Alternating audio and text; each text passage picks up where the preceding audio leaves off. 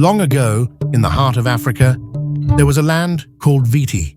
It was a land blessed with rich soil, tall trees, and rivers that shone like silver. The people of Viti were known everywhere as great farmers, brave hunters, and gentle-hearted people. They loved one another, they feared God, and they lived in peace. In those days, God lived very close to the earth.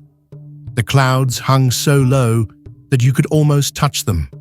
Some said, when you stretched your hand into the rain, you could feel God's warmth. The elders told stories of how they could speak to God during storms. If thunder cried too loudly, they would step outside and say, "Please, Father, let the rain rest." And at once, the sky would grow calm. The people of Viti felt safe, knowing God was near. Among the people lived a woman named Chacha and her husband Dokata.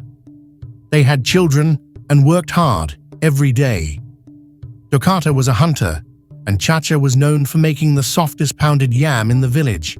Their family laughter often filled the air. But one day, everything changed. It was evening. Chacha had peeled the yams and set her mortar outside their hut. She waited for Dokata to return from the forest with meat, as he always did. The children sat nearby, hungry and excited. But Dokata returned empty-handed. Chacha's heart burned with worry. The children were hungry. She had no meat for the soup. She began pounding the yam, with heavy hands and a troubled mind. Tears filled her eyes, not from anger alone, but from disappointment and fear. Up above, God was watching gently from the low clouds, smiling over the earth he loved. Chacha lifted the long wooden pestle, but her emotions were strong. She struck it down with great force in her distress, and by accident, the pestle rose too high. It hit God by his side. There was no thunder, there was no lightning, only silence.